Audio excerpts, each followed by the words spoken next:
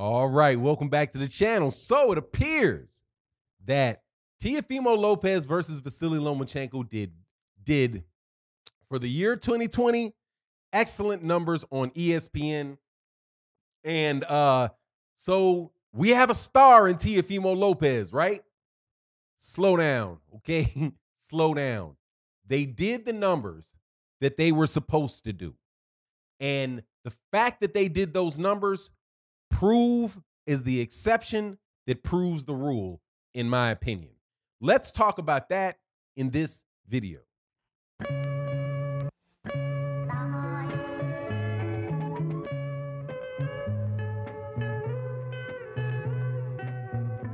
All right, welcome back, welcome back. So, Teofimo Lopez versus Vasyl Lomachenko I have not seen the exact numbers because I've heard 1.5, I've heard 2 million, I've heard 3 million, I've heard a bunch of different numbers. I'll have to go look at the Nielsen and see exactly what the number is, but let's just go with the 2 million that I think, is what they said. I've heard the most often.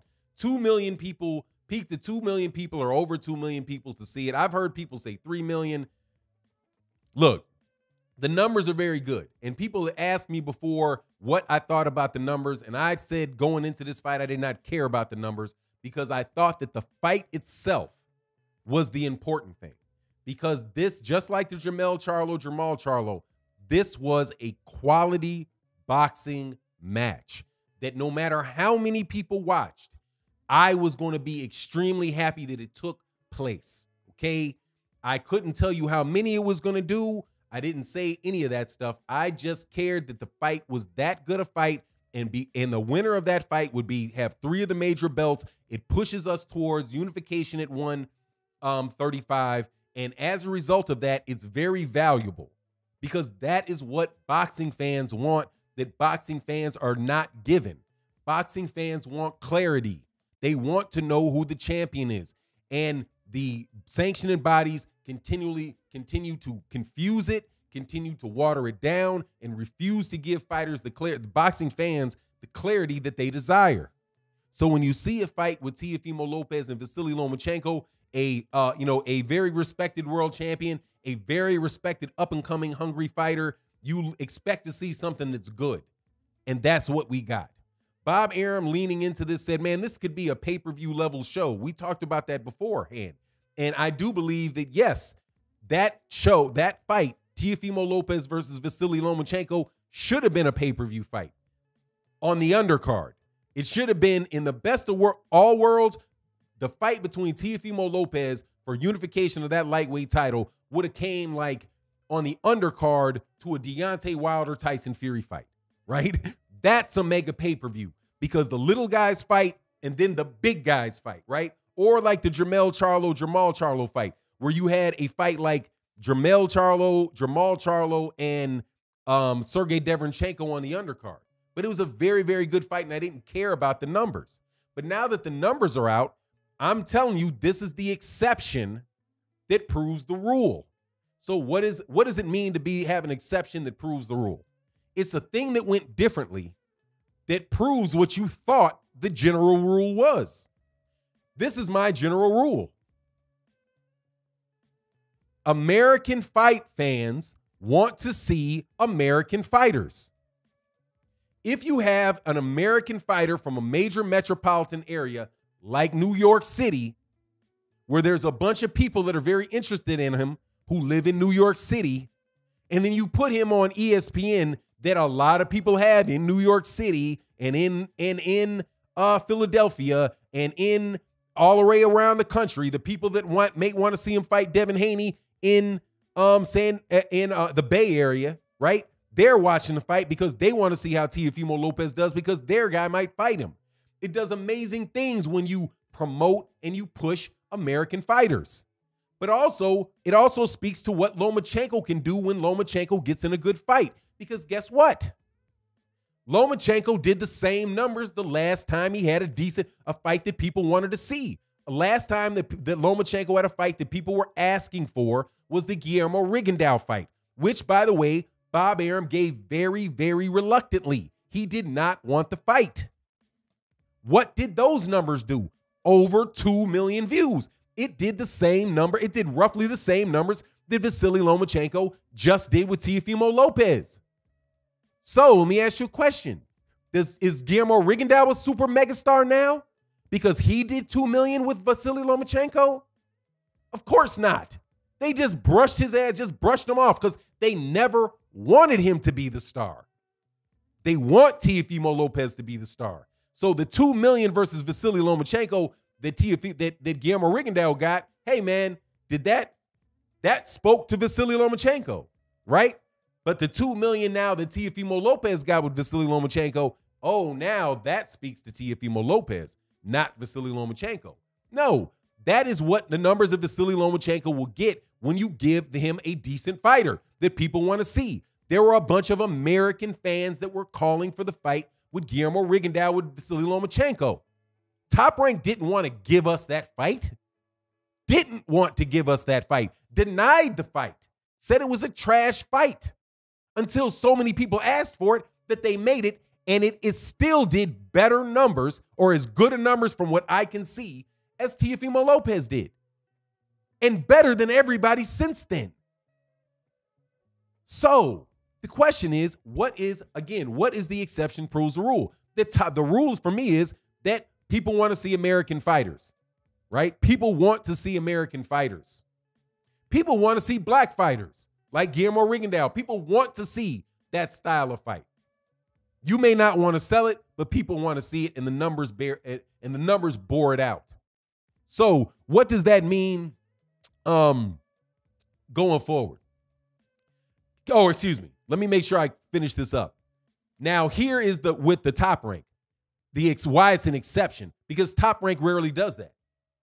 Top Rank continually feeds you fighters like that you're not interested in, right? And another thing, they also tuck fights that you may be interested in over on ESPN Plus, okay? Because some of the reasons that, like, say, Terrence Crawford, for example, does not get those type of numbers is because he's over there on ESPN Plus, and plus they don't promote him. You know what I mean? But,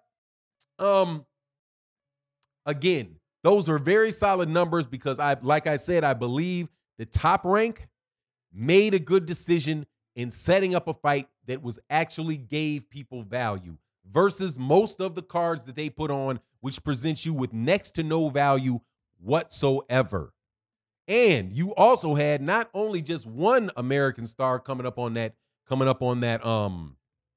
card, you had two, maybe three.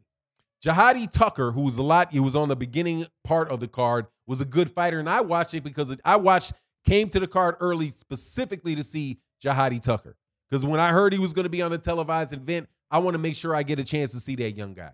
Same thing with Edgar Berlanga out of New York, the Puerto Rican, up-and-coming Puerto Rican prospect who's on a 14-0 knockout streak. People wanted to see him. Oh, can the knockout streak continue? Because people have interest in American fighters. And it doesn't have to be black American fighters. I know people think all I'm talking about is that. It's not.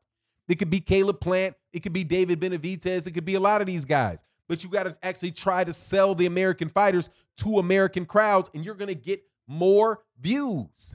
It just makes sense. This idea that the Eastern European is going to take over American boxing and save American boxing is just not going to work. For all of the promotion that you gave to Vasyl Lomachenko, he should be able to get 2 million views on ESPN. Seems like you spent $20 million to promote him. After all that promotion, you should be able to get 2 million on ESPN.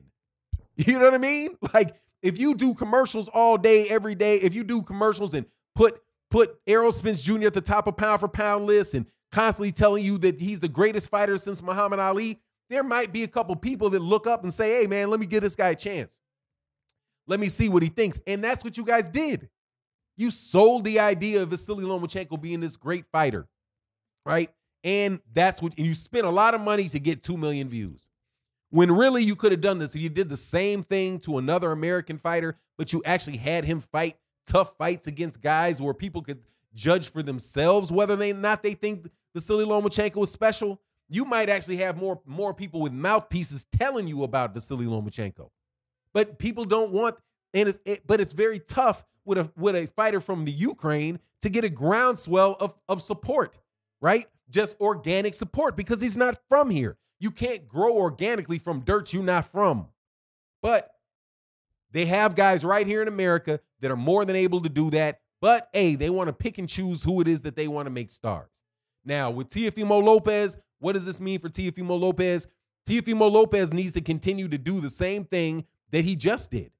If he fights a Vasyl Lomachenko, and a world-class fighter, somebody that people think are a top-notch fighter, his ratings are going to do very well.